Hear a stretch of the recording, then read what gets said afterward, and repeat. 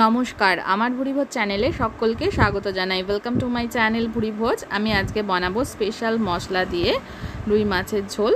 Special একটা ভাজা মশলা তৈরি করব মাছটা রান্নার জন্য, আর সবজি দিয়ে বিভিন্ন রকমের সবজি দিয়ে এটা তৈরি করব। প্রথমে মাছগুলোতে নুন হলুদ মাখিয়ে নেব।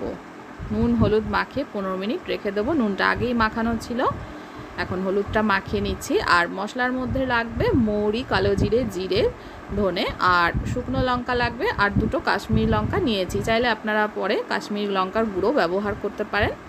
আমি এই মশলাগুলো আর শুকনো লঙ্কা, কাশ্মীরি লঙ্কা সমস্ত শুকনো কড়াইতে 15 থেকে 20 সেকেন্ডের মতন একদম কম আঁচে ভেজে নেব। ভাজা হয়ে গেলে তুলে ভাজা মশলাটা গুঁড়ো করে নেব। সর্ষের তেল গরম হয়ে যাওয়ার পরে আমি নুন হলুদ মাখানো মাছগুলো দিয়ে দিচ্ছি। সর্ষের তেল কিন্তু খুব ভালো করে গরম করে নিতে হবে। একদম যখন ধোয়া উঠবে তখন আমি মাছগুলো ছেড়ে দেবো। সর্ষের তেল যদি ভালো করে গরম না হয় তাহলে কড়াইতে দেওয়ার সময় মাছগুলো কিন্তু কড়াইতে এঁটে যাবে এবং ভালো করে ভাজাও হবে না, ভেঙে যাবে মাছগুলো।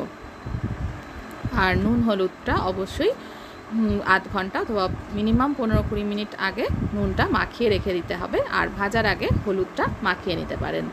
ভালোভাবে মাছটা দুটো দিক ভেজে নিয়েছি। এবার এগুলো তুলে নিয়ে বাকি দুটো মাছ আছে সেগুলো একইভাবে ভালো করে ভেজে নিতে হবে।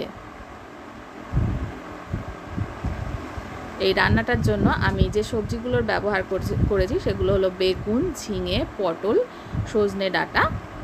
আর পটলগুলোকে এইভাবে খোসা ছাড়িয়ে লম্বা করে কেটে নিয়েছি। সজনে ডাঁটা নিয়েছি, সজনে ডাঁটার জায়গায় অন্য যে কোনো ডাঁটা ব্যবহার করতে পারেন। আলু লম্বা করে কেটে নিয়েছি, ডাঁটা না থাকলে ডাঁটা ছাড়াও হবে। এই সবজিগুলোকে এবার ভেজে নিতে হবে। প্রথমে কড়াইতে যেটুকু তেল আছে তার মধ্যে কালো জিরে দিয়ে দিলাম।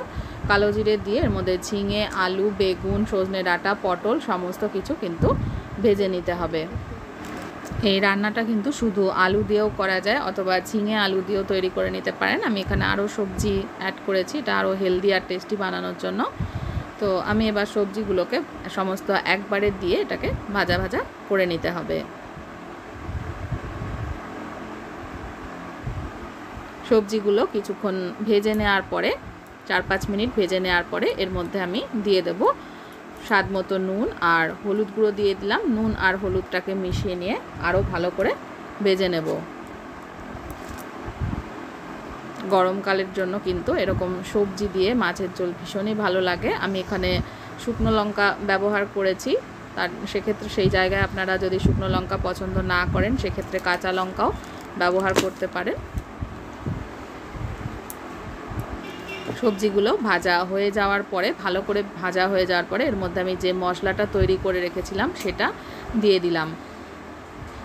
সামান্য একটু মশলা কিন্তু রেখে দেব লাস্টে ঝোলে ছড়িয়ে দেওয়ার জন্য ঝোলের ওপরে। এবার মশলাটাকে একটু ভালো করে মিক্সড করে নেব।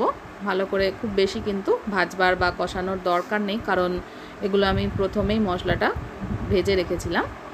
এবার ভালো করে একটু মিশিয়ে নিয়ে এবার এর মধ্যে দিয়ে দিলাম জল দিয়ে সমস্ত সবজিগুলোকে ভালো করে সেদ্ধ করে নিতে হবে। সমস্ত সবজি ভালো করে সেদ্ধ হয়ে যাওয়ার পরে লাস্টে 4-5টা চেরা কাঁচা লঙ্কা দিয়ে দিলাম। আলুগুলো এখনও ভালো করে সেদ্ধ হয়নি, আরও একটু কিন্তু সেদ্ধ করে নেব। আরও চেরা কাঁচা লঙ্কা দেওয়ার পরে আরও 1-2 মিনিট মতন ফুটিয়ে নিয়েছি। আলু সেদ্ধ হয়ে গেছে। সমস্ত সবজি সেদ্ধ হয়ে যাওয়ার পরে নুনটা চেখে নিয়ে আমি এর মধ্যে দিয়ে দেব ভেজে রাখা মাছগুলো। ভেজে রাখা মাছ দেওয়ার পরে খুব বেশি কিন্তু ফোটানোর দরকার নেই। 1 মিনিট, ম্যাক্সিমাম 1 মিনিট এটা ফুটিয়ে নেব। ফোটালে কিন্তু মাছের ঝোল একদম রেডি হয়ে যাবে। খেতে কিন্তু অসাধারণ হয়। অবশ্যই আপনারা এটা বাড়িতে ট্রাই করবেন। আর ভালো লাগলে আমার চ্যানেলটা যারা এখনও সাবস্ক্রাইব করেননি তাদেরকে অনুরোধ করব সাবস্ক্রাইব করে নেওয়ার জন্য। লাইক, শেয়ার, কমেন্ট করতে ভুলবেন না। এবার আমি একদম শেষে নাবানোর জাস্ট আগে ওপর দিয়ে একটু সামান্য পরিমাণে ভাজা মশলা যেটা তৈরি করে নিয়েছিলাম সেটা ছড়িয়ে দেব। ছড়িয়ে দিলে এটা একদম তৈরি হয়ে যাবে। রেসিপিটা দেখার জন্য সকলকে অনেক অনেক ধন্যবাদ। সকলে ভালো থাকবেন, সুস্থ থাকবেন।